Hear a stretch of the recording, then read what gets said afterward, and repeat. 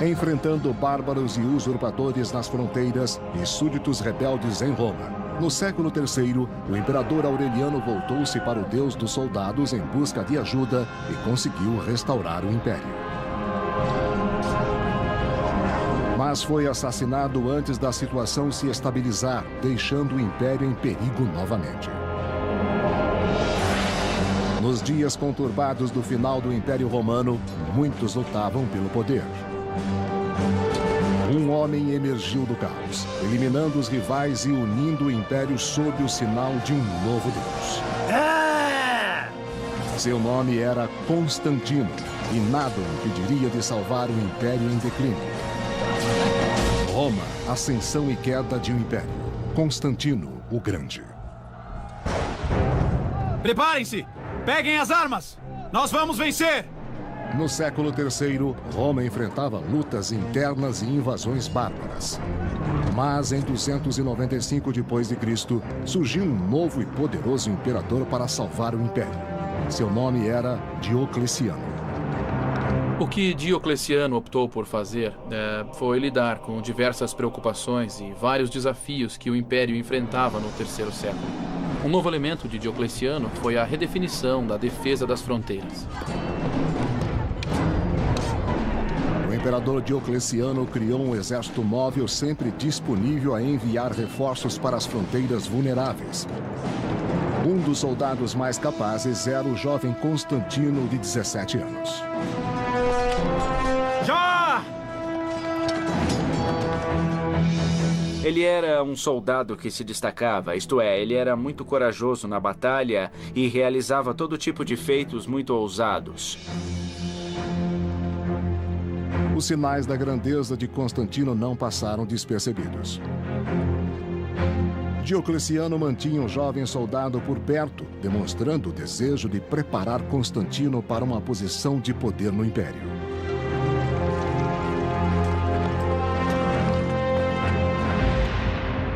Diocleciano também dividiu o império entre 4 co-imperadores.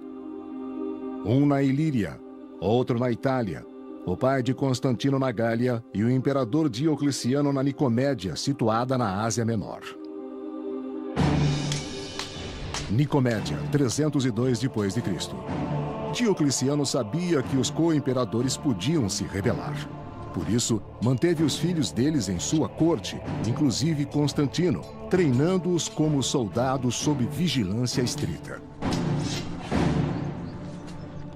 Constantino foi enviado para a corte de Diocleciano para obter a educação certa para um membro da classe superior, educação literária e educação filosófica. Ele aprendeu grego, que não sabia ainda, mas o mais importante foi sua educação militar. Venha cá. Porém, a vida de Constantino na corte não era fácil. Diocleciano reinava com mão de ferro como imperador e como figura paterna. Ele começou a reinar cada vez mais por meio de toda uma série de éditos extremamente moralizadores e estritos, dizendo às pessoas o que fazer, falando como ser o melhor cidadão e assim por diante. Leve esta oferenda. Vá. Diocleciano exigia que todos, inclusive Constantino, fizessem sacrifícios, pois, acima de tudo, Diocleciano acreditava que a unidade do império dependia dos deuses pagãos. Acima de tudo. Mas outra religião está atraindo os romanos e ameaçando os planos de Diocleciano. Seus devotos adoram Jesus Cristo, o Filho de um novo Deus. A igreja cresceu em devotos e também ficou muito rica. E na época tinha muitas propriedades. A igreja era uma instituição que florescia no Império Romano. Diocleciano acreditava que essa instituição era uma ameaça a Roma. Ele se preocupava muito com a saúde do Estado. A força de Roma estava ligada com a religião romana. E os cristãos ameaçavam isso. Os cristãos haviam sido tolerados por quase 40 anos. Constituíam uma grande porcentagem da população das cidades. E certamente havia cristãos no exército e também na corte imperial. Sigam o exemplo de Jesus e amem a Deus, irmãos. Acima de tudo.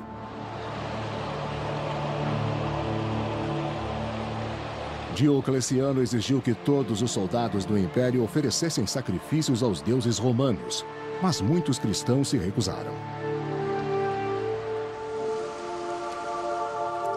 Diocleciano acreditava que tudo o que interferisse com a proteção dos deuses romanos era uma ameaça genuína ao Estado e poderia destruir o império. Poderia destruir o Estado e, pelo interior, era assim que ele via os cristãos no exército.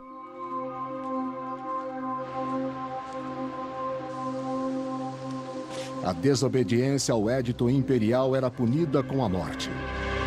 Constantino era forçado a testemunhar essa brutalidade e percebia o medo e a discórdia que as reformas de Diocleciano provocavam.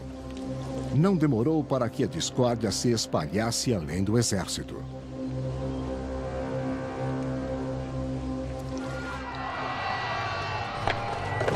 Em 303 d.C., o imperador Diocleciano emitiu um édito que iniciou a grande perseguição contra os cristãos. A emissão do édito da perseguição provocou uma cultura de crueldade administrativa. Os oficiais romanos que aplicavam o édito quando encontravam resistência deviam levar os acusados ao tribunal, torturá-los para obter provas e obrigá-los a renunciar publicamente ao cristianismo. A grande perseguição marcou o início da Era dos Mártires. Todos os cristãos que proclamassem sua fé em público eram condenados à morte. De muitas maneiras, a perseguição de Diocleciano foi muito além das anteriores. O imperador romano chegou muito perto de destruir o sistema. É provavelmente por isso que tantos mártires adorados pela igreja cristã foram obrigados a sofrer por Cristo durante o reinado de Diocleciano. Nicomédia, 305 d.C. Apesar de não concordar com as perseguições, Constantino tinha de se curvar ao homem que podia definir seu futuro. Mas quando Diocleciano adoeceu e renunciou, Constantino ficou surpreso ao ser afastado da sucessão. Diocleciano parecia perceber que Constantino podia ser uma ameaça. Constantino lutara com Diocleciano e fizera um bom trabalho nas batalhas. As fontes dizem que, no fim de sua vida, Diocleciano havia de fato prendido Constantino em sua corte. Isso para impedir que ele voltasse à corte de seu pai e comandasse os exércitos dele. Porém, sem nada que o prendesse ao Oriente, Constantino resolveu dirigir seu destino e fugir ao jugo de Diocleciano. Constantino viajou da Nicomédia para Bolonha, na Gália, a fim de encontrar o pai que governava a Espanha, Gália e a Britânia. O imperador Constâncio, pai de Constantino, estava velho e doente e sentia a falta do filho. Mas em 305 d.C., Constantino reencontrou-se com o pai, um homem cuja natureza era mais similar à sua do que a de Diocleciano jamais fora.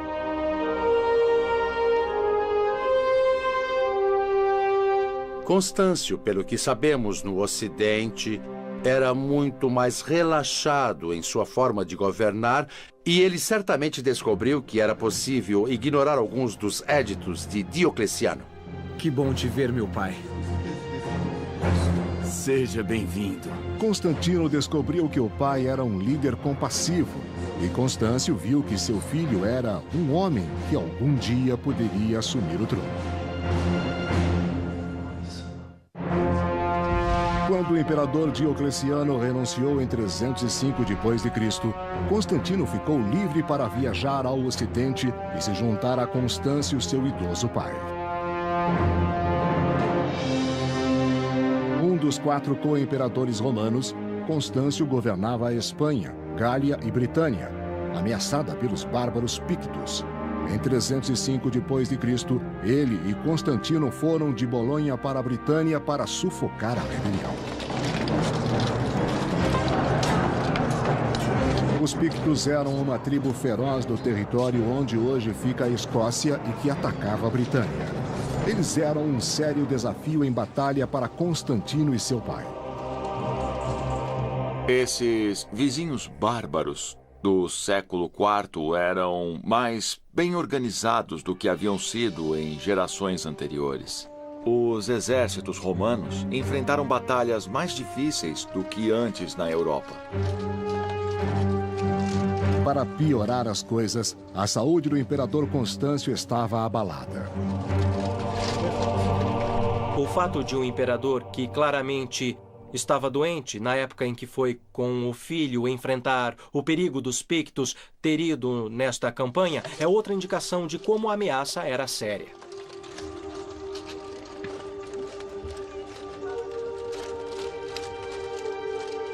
Com a doença do imperador, coube a Constantino liderar as tropas do pai e garantir a vitória na batalha. Quando Constantino juntou-se ao pai no Ocidente, Constâncio garantiu que ele assumisse um lugar nos altos escalões de comando, que lutasse com o exército, que os soldados o conhecessem e que ele tivesse em um lugar natural na administração do Império Ocidental. Essa sempre foi a expectativa de Constâncio.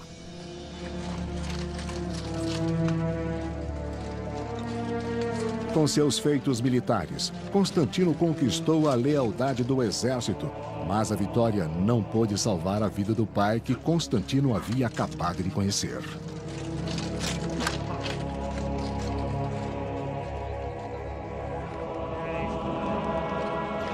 York, Britânia, 306 d.C.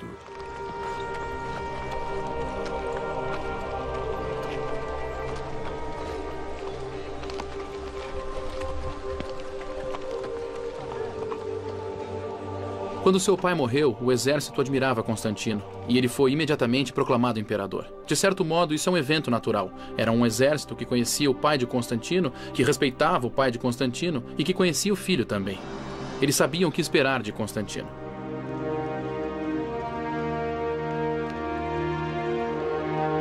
Em um império em que a morte de um governante costumava provocar violência e jogos de poder, a proclamação de Constantino foi pacífica e tranquila.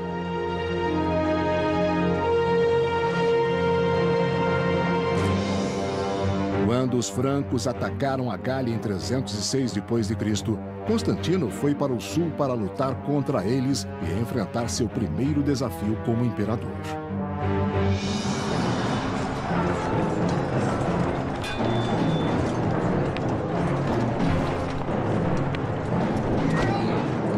Os francos compreenderam que a morte de Constâncio era uma oportunidade e quiseram aproveitá-la.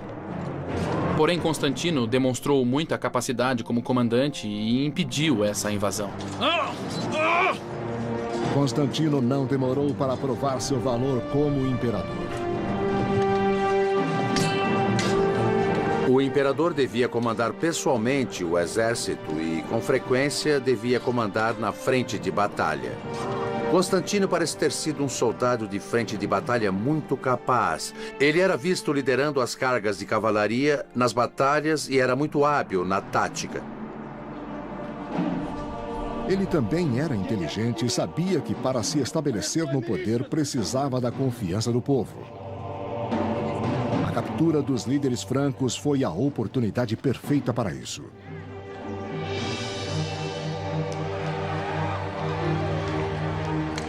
Constantino desfilou com os prisioneiros bárbaros pelas ruas de Trier, na Alemanha atual, para mostrar ao povo que ele os protegeria. Constantino sabia que o objetivo principal de qualquer imperador, se quisesse se manter no poder, era lutar contra os bárbaros. Então Constantino fez isso em grande estilo. Ele lutou contra os francos e temos evidências de que ele capturou alguns reis francos que foram exibidos pelas ruas da cidade para agradar ao povo da Gália. Por fim, os bárbaros foram atirados às feras, enviando uma mensagem clara de que Constantino não toleraria ameaças ao Império Romano. Mas em 306 d.C., o Império foi ameaçado por um usurpador chamado Maxêncio, que tomou o poder em Roma, proclamou-se imperador e controlou a Itália e o norte da África. O usurpador Maxêncio conseguiu apoio ao prometer diminuir impostos e distribuir grãos ao povo de Roma. Como Constantino, ele era filho de um ex-co-imperador. Constantino foi proclamado imperador pelas tropas em julho de 306 e Maxêncio ficou em Roma, pensando, bom, ele é imperador, eu também quero ser imperador. E então o que houve é que no final de 306, ele se proclamou imperador. Mas ao contrário de Constantino, Maxêncio não tinha direito ao trono. Ele atacou, aprisionou e assassinou o legítimo co-imperador da Itália. Não demorou para que o povo descobrisse que suas promessas eram mentiras.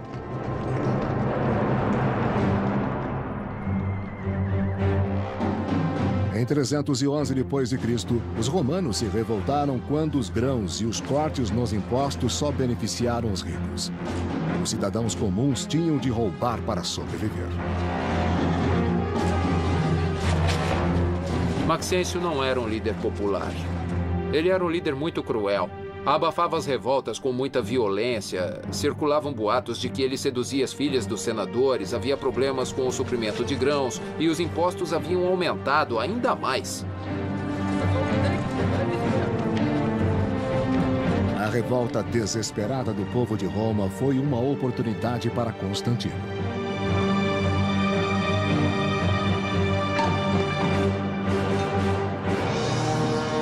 Para salvar o povo de Roma e expandir seu domínio para a Itália, Constantino foi da Gália para Milão a fim de firmar um acordo com outro co-imperador, Licínio.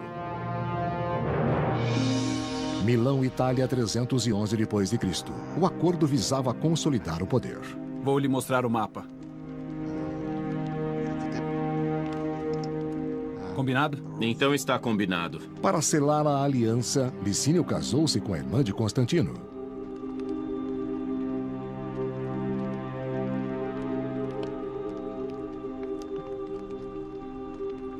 Bem-vinda. Constantino soube jogar. Ele era uma pessoa extremamente ambiciosa e não havia um caminho para o poder que ele não soubesse abrir. Isso significa que no início ele fez todo tipo de manipulação para conseguir se manter no poder. Licínio e Constantino enganaram o co-imperador do Oriente dizendo que apenas queriam derrubar Maxêncio. Este é um bom plano. Constantino quis tirar vantagem da situação e começou a chamar Maxêncio de imperador ilegítimo e usurpador. Constantino justificou a invasão contra Maxêncio como uma luta necessária para expulsar um tirano da cidade de Roma. Mas quando Roma foi conquistada, Constantino e Licínio lutaram para assumir o controle de todo o império.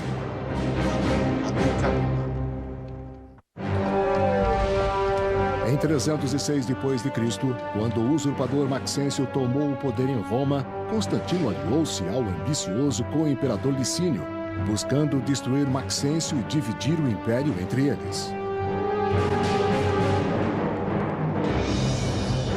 Enquanto Licínio defendia a fronteira norte do império contra os invasores bárbaros, Constantino marchou para Roma, sitiando a cidade onde Maxêncio se escondia.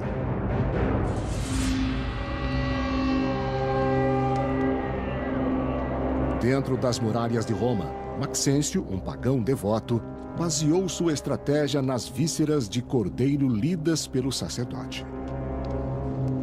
Quando se tratava de uma luta, Maxêncio queria ter algum tipo de proteção divina e seguiu os procedimentos que qualquer bom imperador romano seguiria para obter proteção. Desesperado para saber se deveria esperar por Constantino ou enfrentá-lo em batalha, Maxêncio buscou orientação nas profecias sibilinas.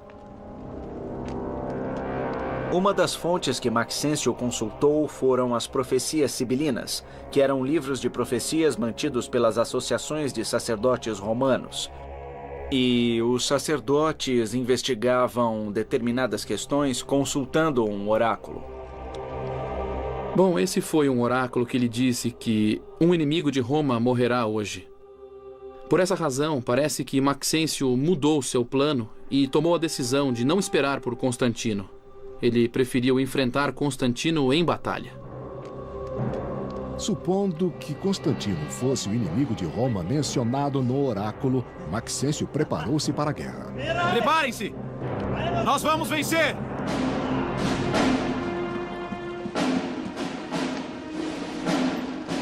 Enquanto isso, Constantino preparava-se para enfrentar Maxêncio no campo de batalha. Sabendo que suas tropas eram em menor número, Constantino estava inquieto. Constantino começou a ficar preocupado com a força de seu exército. E sabemos que ele rezou para que algum deus o ajudasse e recebeu uma visão como resposta. E Constantino interpretou a visão como sendo cristã. O historiador Eusébio de Cesareia registrou o que aconteceu conforme lhe foi contado pelo próprio Constantino. Ao redor do meio-dia, quando começava o entardecer, ele viu nos céus o sinal de uma cruz luminosa. Ela estava acima do sol e tinha a inscrição "Conquiste com isto". O que ele afirmou ter visto era um símbolo que parecia ser uma cruz com um tipo de P no alto, mas com as letras Kairo, que eram as duas primeiras letras do nome de Cristo em grego. E existem outras fontes que dizem que ele também ouviu uma voz ao mesmo tempo que disse que ele conquistaria com esse sinal. Peguem as armas! Constantino ordenou aos soldados que colocassem Kairo em seus escudos e estandartes, transformando o símbolo cristão de objeto de perseguição em sinal de honra. E assim lutaremos! Nunca desistam! Constantino assumiu o Deus que anteriormente fora rejeitado como sua força divina, como seu poder de vitória. Ao assumir o Deus cristão que havia sido perseguido pelos imperadores anteriores, Constantino fez algo muito revolucionário. Com a conversão, Constantino transformou a batalha contra o pagão Maxêncio em um teste de religiões. Constantino encontrou Maxêncio na ponte Milvio, que cruza o rio Tibre, e era o único obstáculo entre Constantino e a estrada que levava a Roma.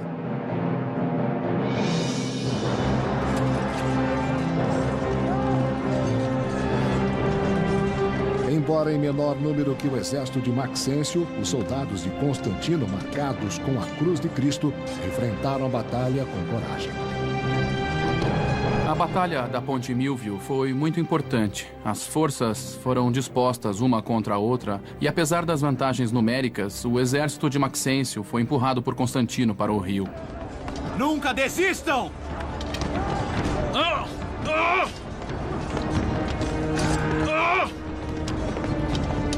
O destino de Maxêncio foi selado nas margens do rio Tibre. Constantino forçou Maxêncio a lutar com o Tibre nas costas. Era uma posição terrível para estar e, conforme as forças de Constantino pressionaram, o exército de Maxêncio se dispersou. Sem opção, o usurpador Maxêncio fugiu com seus homens e tentou atravessar o rio Tibre a nado.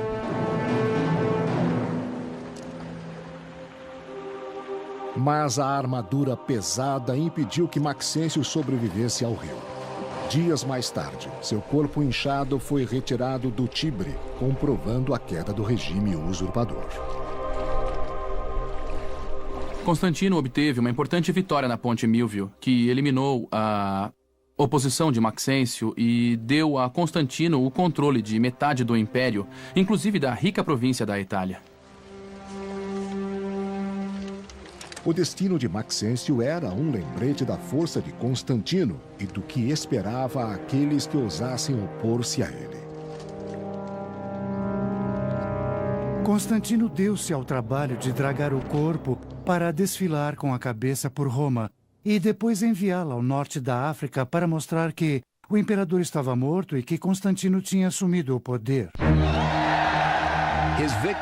A vitória sobre Maxêncio também provou a Constantino que o deus cristão era mais poderoso que os deuses pagãos do inimigo.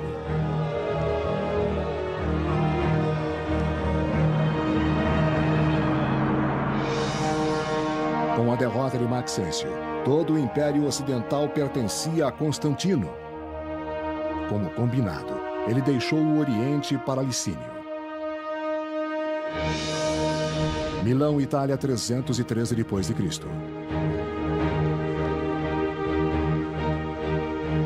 Eles se encontraram em Milão, onde Constantino e Licínio confirmaram o apoio mútuo por meio do casamento. Constantino decidiu ligar-se a Licínio ou ligar Licínio à sua causa. Ele chamou uma de suas irmãs, Constância, e a casou com Licínio, que considerava esse o modo natural de fazer uma aliança. Bom, para começar, o próprio casamento realmente marca o ponto em que os dois, Constantino por um lado e Licínio pelo outro, concordavam nas políticas. Uma dessas políticas refletia a conversão de Constantino ao cristianismo. Os dois imperadores conversaram sobre como dividiriam o poder entre si. Um elemento nessa decisão era estender a tolerância ao cristianismo por todo o império.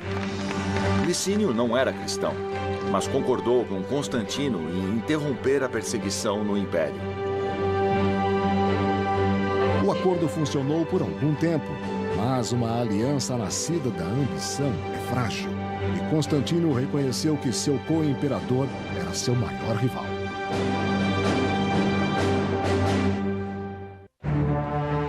Depois de formar uma aliança com o imperador Licínio, Constantino derrotou o usurpador Maxêncio. Convencido de que o deus cristão lhe deu essa vitória, Constantino demonstrou sua gratidão.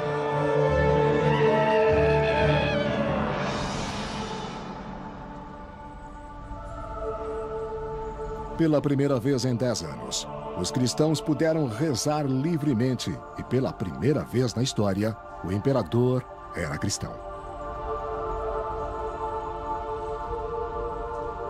Constantino se converteu ao cristianismo e, então, levou muito a sério a tarefa de defender a igreja cristã. Sua família, inclusive seu filho e herdeiro Crispus, também se converteu. Constantino não só estendeu a tolerância à igreja cristã, mas favoreceu bastante os cristãos no território que controlava. Em 313 d.C., Constantino e Licínio emitiram em conjunto o Édito de Milão, conforme descreve o historiador Lactâncio. Garantimos aos cristãos e a todos a liberdade de seguir a religião que desejarem, para que todas as divindades no céu sejam veneradas e favoreçam a nós e aos que se encontram sob nosso poder.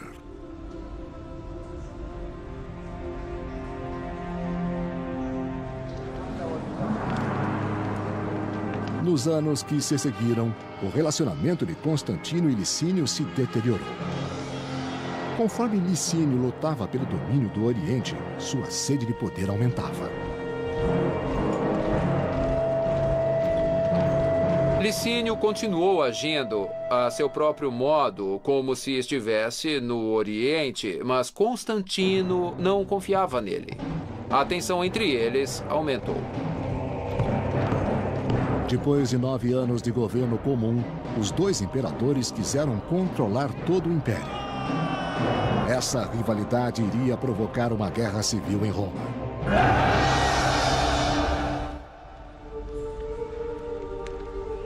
No Oriente, os cristãos foram vítimas do conflito crescente.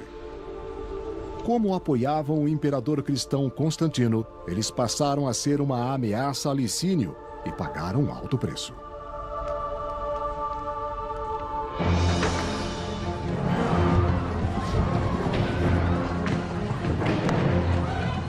Uma das consequências foi o reinício da perseguição.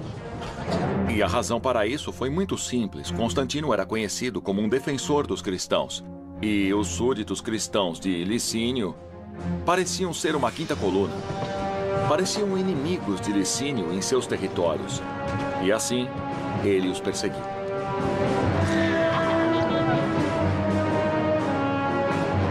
Igrejas e livros sagrados foram destruídos. E o mesmo aconteceu à aliança entre Licínio e Constantino.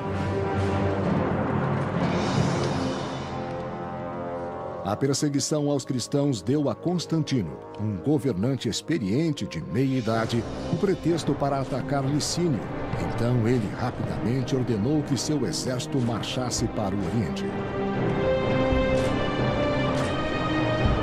Constantino era um líder muito efetivo da cavalaria e sempre ficava à frente da cavalaria, movendo-se ao redor dos flancos do inimigo. Certamente fez isso com Licínio.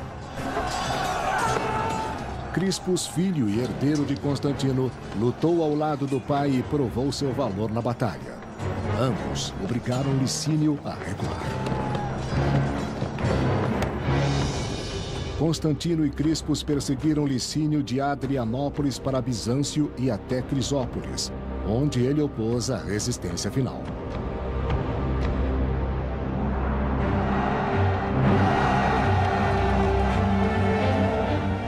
Em 324 d.C., com todo o império em jogo, Constantino e Crispus enfrentaram Licínio lado a lado. Crispus herdou a habilidade do pai no campo de batalha. Crispus era um outro gênio militar. Sem sua ajuda, a vitória contra Licínio talvez não tivesse acontecido. Constantino e Crispus devastaram o exército de Licínio, lutando novamente sob a égide do deus cristão. A Batalha de Crisópolis acabou antes de começar. Constantino conseguiu levar seu exército para o território de Licínio sem nenhuma resistência efetiva. Seu exército tinha sido vitorioso com facilidade em várias batalhas. A resistência de Licínio parece ter sido mínima. A vitória na batalha final deu a Constantino o controle sobre todo o império. Como descreveu Eusébio de Cesareia. As regiões do Oriente uniram-se às do Ocidente e todo o Império Romano passou a ter um único governante supremo. Aprisionado na Nicomédia, Licínio enfrentou uma punição cruel. A única testemunha foi sua esposa, a irmã de Constantino. O relacionamento com Licínio é interessante. Licínio é lembrado como seu cunhado.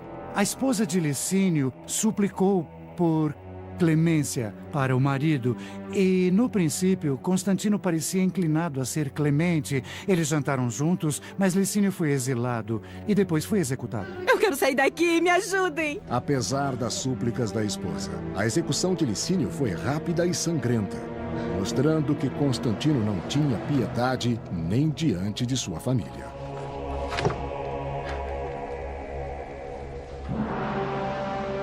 Com a morte de Licínio, Constantino passou a governar todo o império e pretendia transformar seu filho Crispus vice-imperador no Ocidente. Bizâncio, 324 d.C. Como co-imperador, Crispus conhece os planos do pai para uma nova capital cristã no Oriente, a ser localizada em Bizâncio. Depois de Constantino conquistar o império, ele queria criar uma cidade totalmente nova, com o seu próprio nome. E então fundou Constantinopla, em um local estratégico, a meio caminho das fronteiras mais importantes. Ele optou deliberadamente por fundar uma nova cidade sem associação com os imperadores pagãos. Era uma cidade que não tinha nenhuma tradição rival, era uma cidade cristã. Mas enquanto seus sonhos se realizavam, surgiram problemas entre Fausta esposa de Constantino, e seu filho Crispus. Constantino tinha 4 filhos. Crispus era filho de sua primeira esposa e os outros 3 eram filhos de Fausta, sua segunda esposa. E não havia como evitar algum tipo de tensão entre os 2 grupos, especialmente por parte de Fausta, porque ela desejava o melhor para seus filhos e considerava Crispus como um obstáculo. Invejosa do poder concedido a Crispus no Ocidente, Fausta estava determinada a conseguir poder para seus filhos a qualquer custo. Constantino, auxiliado por seu filho Crispus, derrotou o rival Licínio e uniu todo o império sob a nova fé cristã.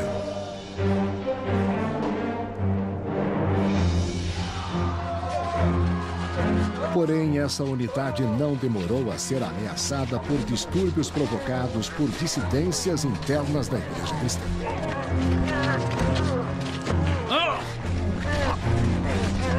A situação entre os cristãos no Império do Oriente era de grande agitação.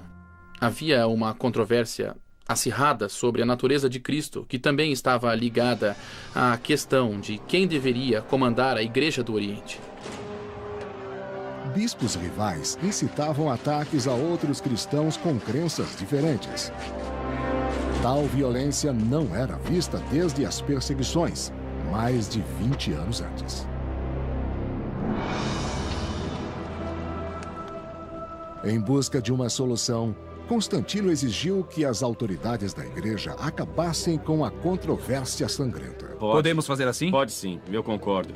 Então ele convocou um concílio de mais de 300 bispos e marcou o encontro na cidade de Niceia. A tarefa deles era chegar a uma única definição do que os cristãos acreditavam.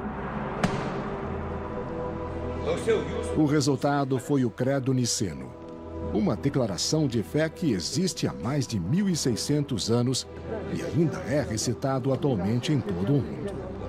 Cremos em um só Deus, Pai Todo-Poderoso, Criador de todas as coisas visíveis e invisíveis, e em um só Senhor Jesus Cristo, Filho único de Deus, nascido do Pai. Assim vai ser melhor. Mas nem todos concordavam com essa definição de crença cristã. E isso acabou provocando muitos problemas, porque significava que os cristãos rivais, as crenças cristãs rivais, ficaram constantemente lutando pela preferência imperial pelo resto do século. Isso também significou que os imperadores deixavam de lado os outros assuntos do governo para lidar com as rivalidades entre os diferentes bispos cristãos.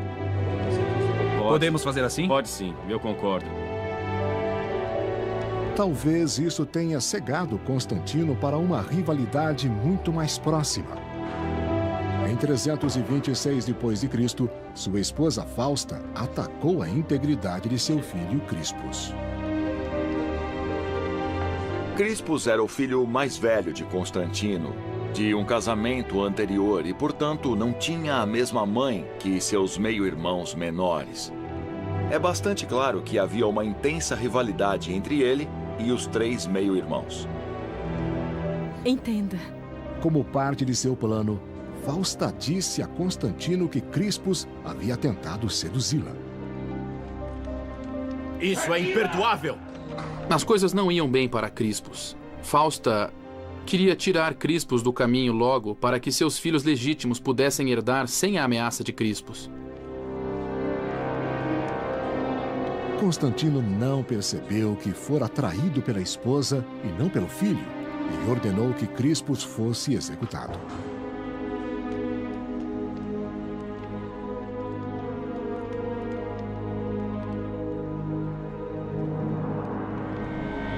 Pola, 326 d.C. Aprisionado em Pola, na Croácia atual, Crispus reafirmou sua inocência. Embora não fosse ouvido, ele tinha um defensor junto a Constantino.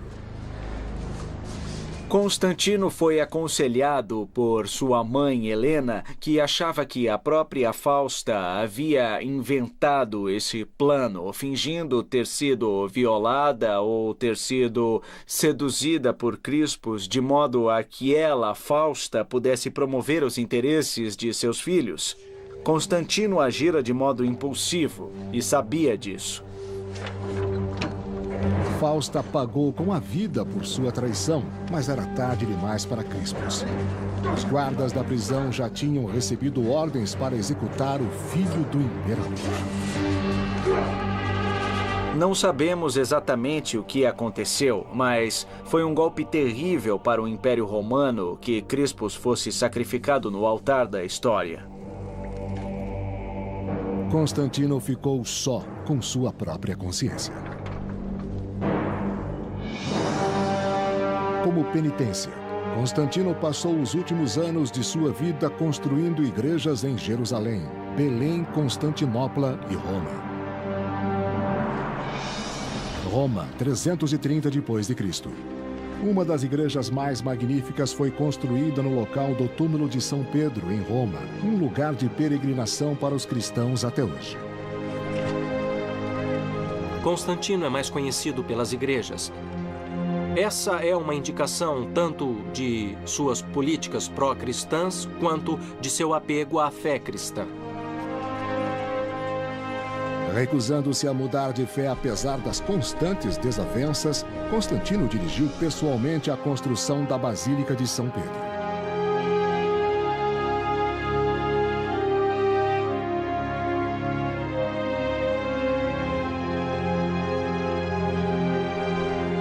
É uma explosão extraordinária de arquitetura de um modo que não existia antes no Império Romano. A diversidade de planos pode ser explicada pela variedade de arquitetos que Constantino envolveu no trabalho e provavelmente por suas próprias ideias. Ele se envolveu em quase todos os projetos e era um homem que realmente tinha ideias próprias sobre a construção. Podemos fazer assim? Pode sim, eu concordo. Constantino esperava que a devoção no final da vida apagasse todos os seus pecados.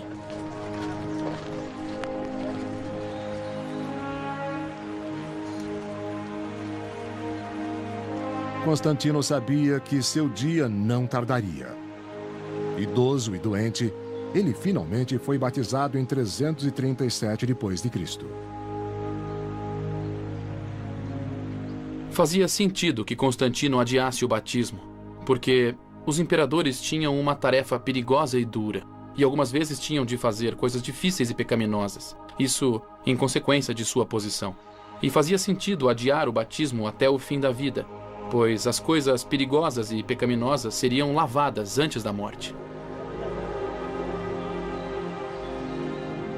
Atormentado pelos pecados, Constantino queria apenas morrer com uma consciência limpa e purificada pelo batismo. No final de sua vida, Constantino era mais ou menos um tipo de visionário que, na época em que foi batizado, queria deixar as vestes imperiais e viver isolado como religioso. Finalmente, Constantino encontrou a paz na fé que professou por toda a vida.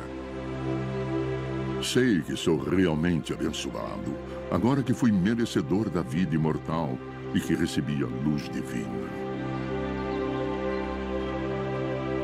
Constantino morreu em maio de 337 d.C., após 30 anos de governo.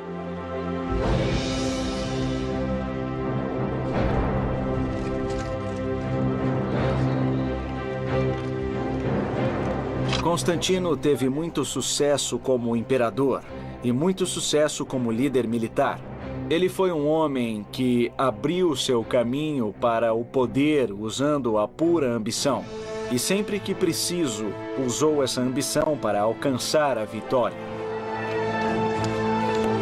Por toda a vida, Constantino lutou para manter unido o Império Romano sob a nova religião, mas nem mesmo a fé poderia salvar o Império.